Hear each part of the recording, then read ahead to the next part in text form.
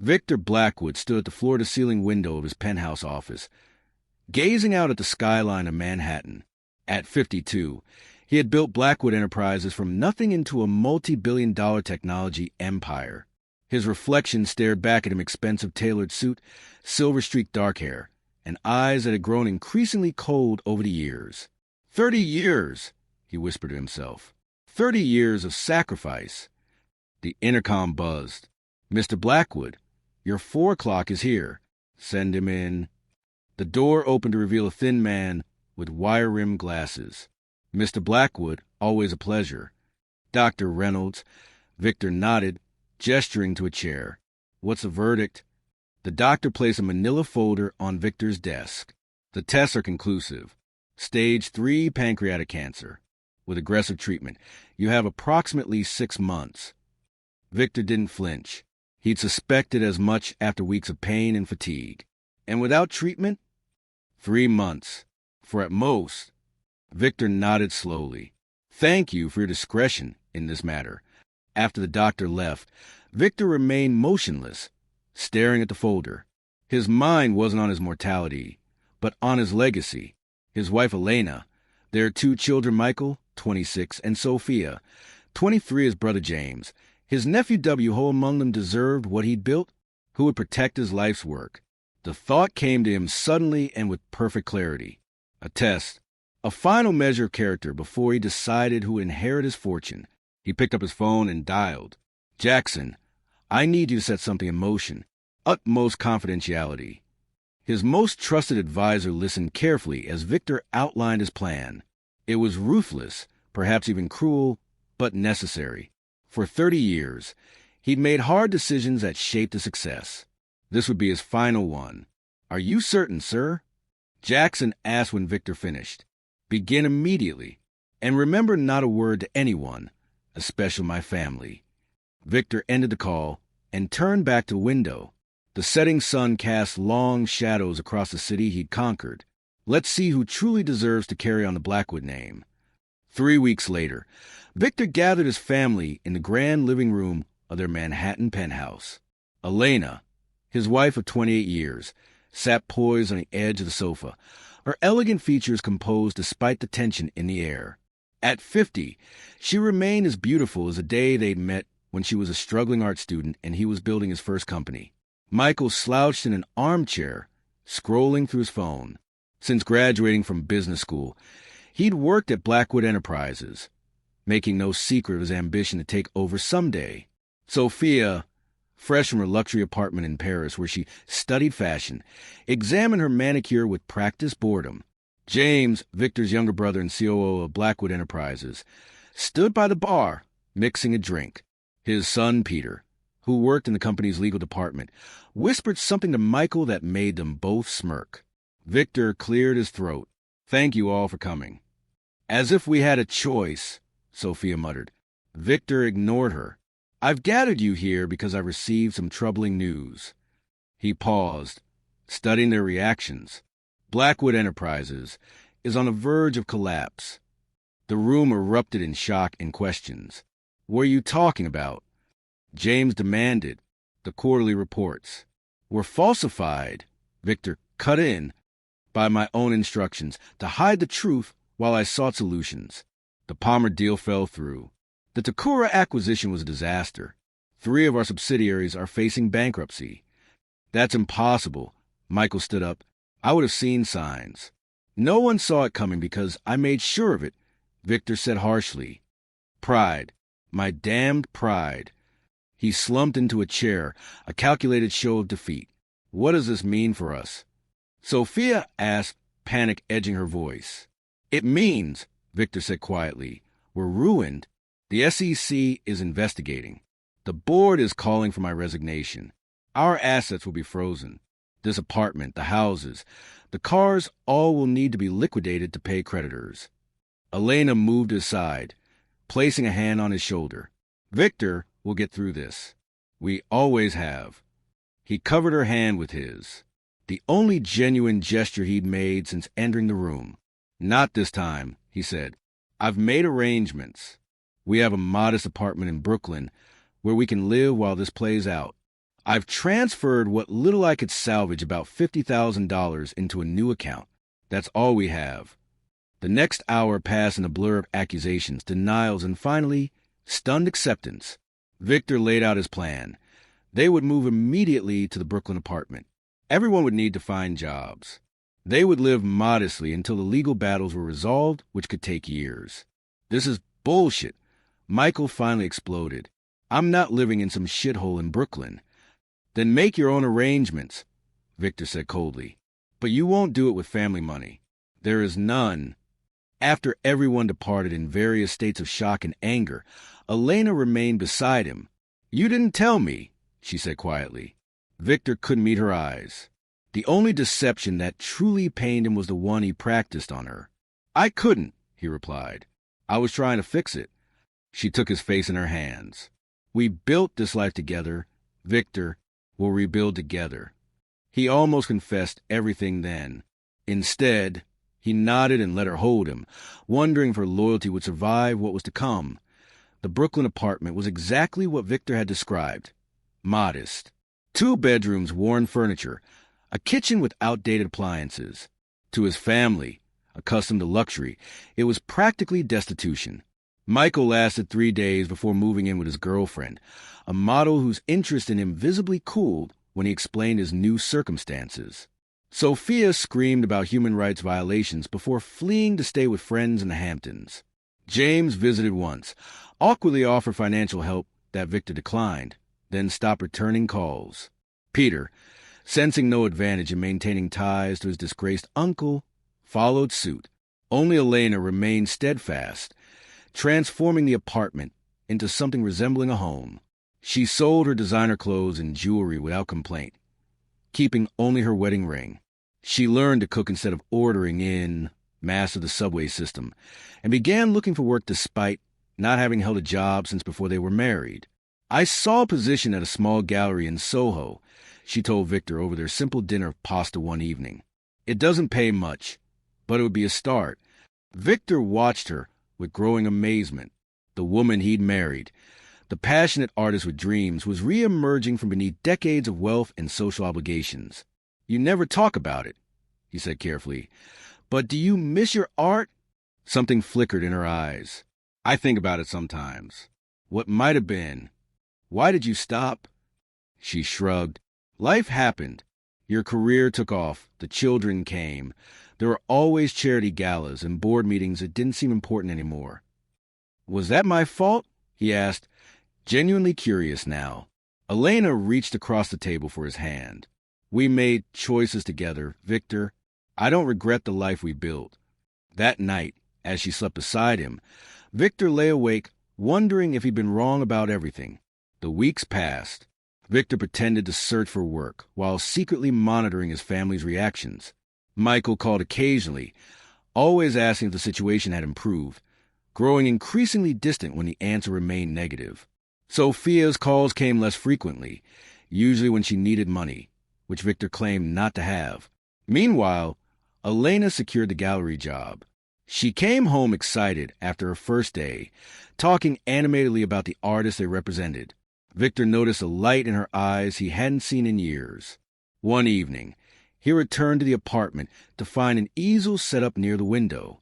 I hope you don't mind, Elena said nervously. I found it at a thrift store. The light is so beautiful here in the evenings. Victor stared at the half-finished landscape on the canvas Brooklyn Bridge at sunset. It was good, very good. You never stop being talented, he said softly. She blushed. I'm rusty, but it feels, right, somehow, like reconnected with an old friend. That night, for the first time in months, they made love, not the perfunctory intimacy of their recent years, but something reminiscent of their early days, passionate, tender, real. Afterwards, Victor watched Elena sleep and felt something crack inside him. The test was becoming too real. He was seeing sides of his family, of his wife, that wealth had obscured for decades. And as for his own character, what did this deception say about him? 3 months into the charade, Victor received a call from Jackson. Sir, there may be a problem. Your son has been asking questions, speaking to former board members. looking at old financial reports. Victor frowned. Is he close to discovering anything? Not about your true financial situation, no. But he's determined to find someone to blame for the collapse. He's focusing on James, actually. This was unexpected. Perhaps Michael had more business acumen than Victor had given him credit for. James had always been the weak link in the company's structure, kept in place by family loyalty rather than competence. Keep me informed, Victor said. That evening, Elena returned home ashen-faced. What's wrong? Victor asked, immediately concerned. Michael came to the gallery today, she said. He was different, cold. He said he's found evidence that James was embezzling from the company for years, and that's what really caused our financial problems. Victor's stomach tightened. What else did he say?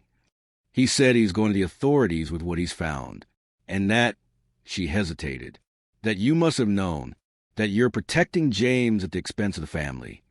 This was spiraling beyond Victor's control. The fictional collapse he'd invented was taking on a life of its own, threatening to destroy actual relationships. I need to speak with him, Victor said. He doesn't want to talk to you. He says he's done with both of us. Victor, he was so angry I've never seen him like that. Before Victor could respond, his phone rang. It was Sophia. Dad. Her voice was slurred. I'm in trouble. An hour later, they were at a police station in Manhattan. Sophia had been arrested for possession of cocaine at a club. Her fair-weather friends had abandoned her at the first sign of trouble. As Victor arranged bail with the last of their emergency money, Elena sat with Sophia, who sobbed uncontrollably. I don't know what I'm doing anymore, she cried. Everything is falling apart. On the subway ride back to Brooklyn, Sophia clung to her mother like a child while Victor watched, seeing his daughter clearly for perhaps the first time.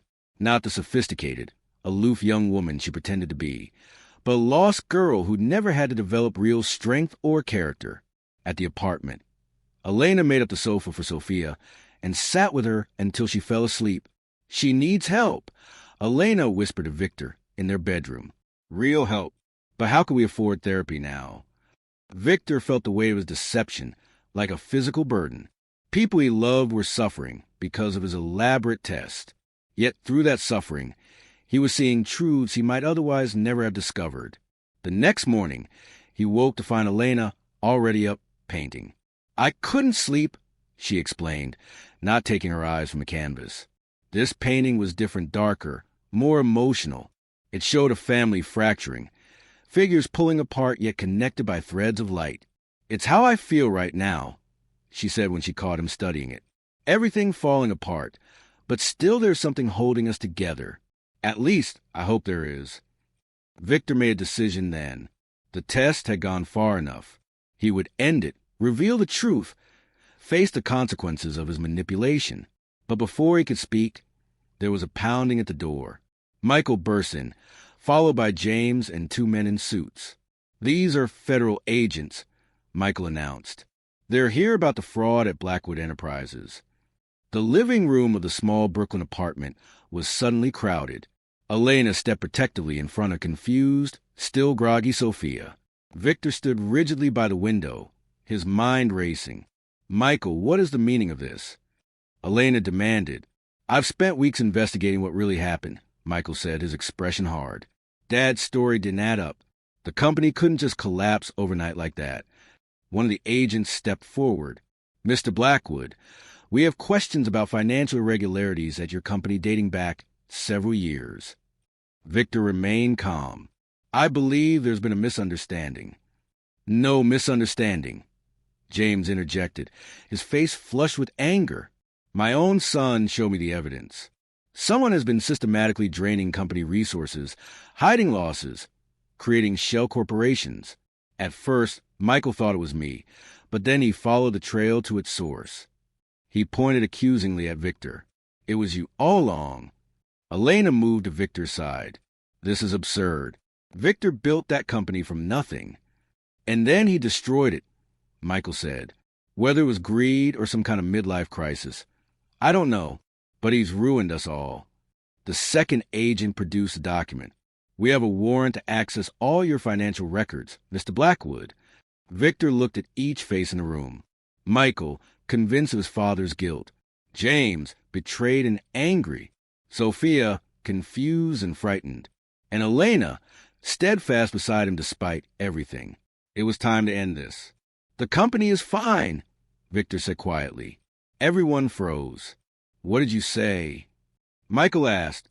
"Blackwood Enterprises is perfectly solvent. In fact, we're having our best year to date." Confusion swept through the room. "That's impossible," James said.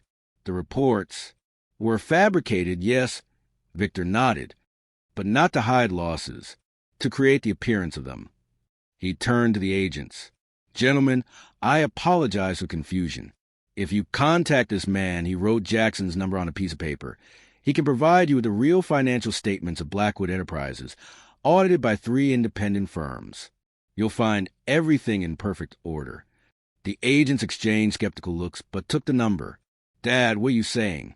Sophia asked, fully alert now. Victor took a deep breath. "I created this situation. All of it. The company's collapse, our financial ruin, it was all a test." The silence that followed was deafening. "A test?" Elena whispered beside him. Victor couldn't look at her. "I wanted to know who would stand by me if everything was gone, who deserved to inherit what I built." He finally met her eyes. "I never expected. I never imagined how it would change what I thought I knew about all of you."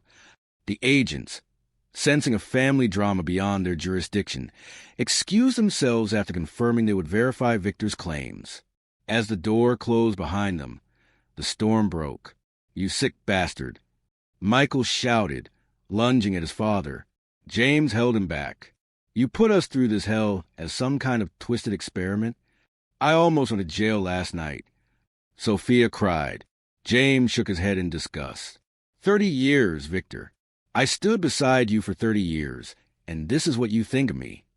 Through it all, Elena remained silent, her face unreadable. Finally, she spoke, her voice quiet but firm. "Everyone out. I need to speak with my husband alone." Something in her tone brooked no argument.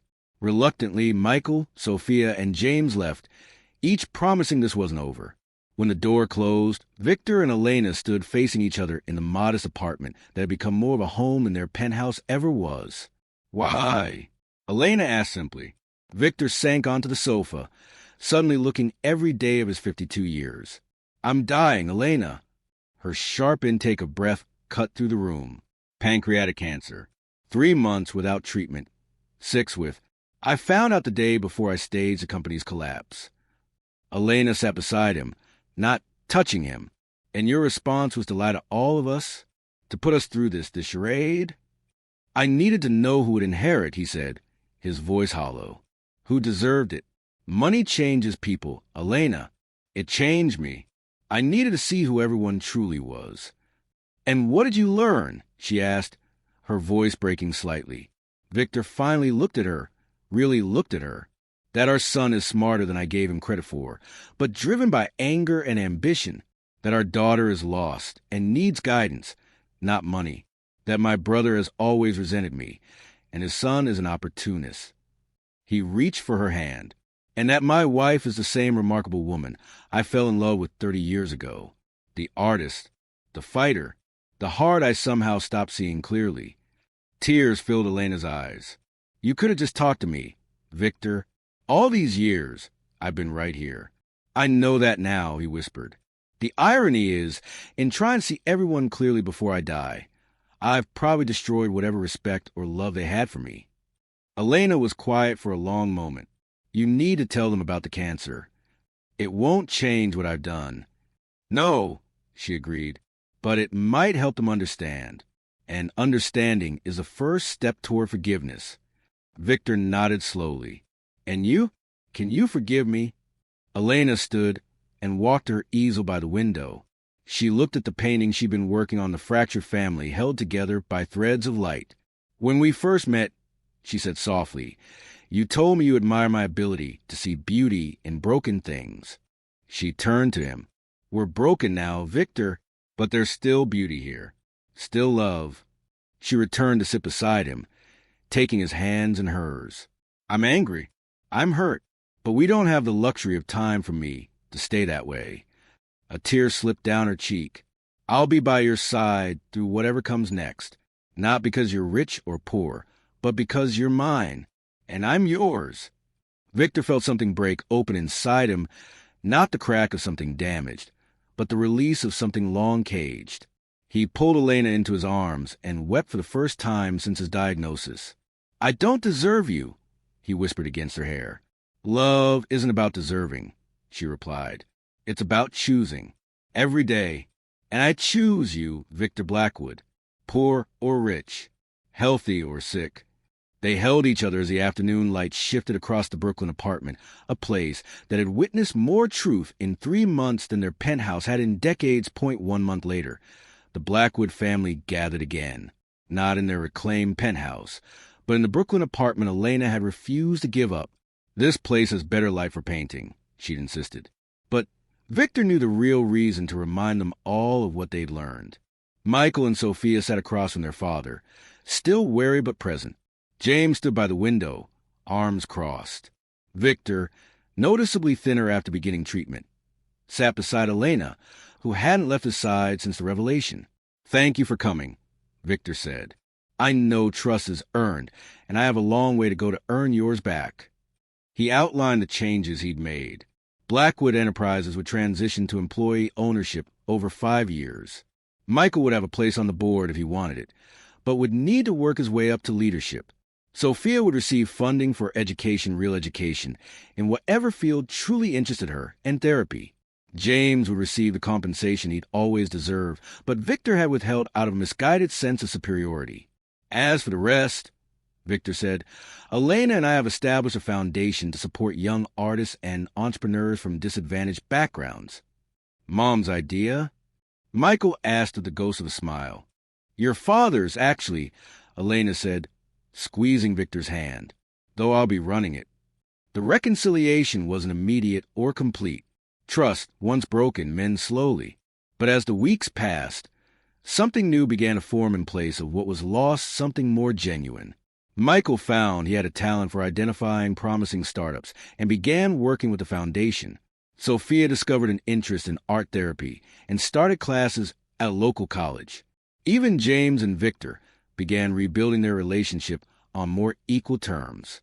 Victor's prognosis remained grim, but the treatment bought time he used far differently than before. He painted with Elena, rediscovering her world.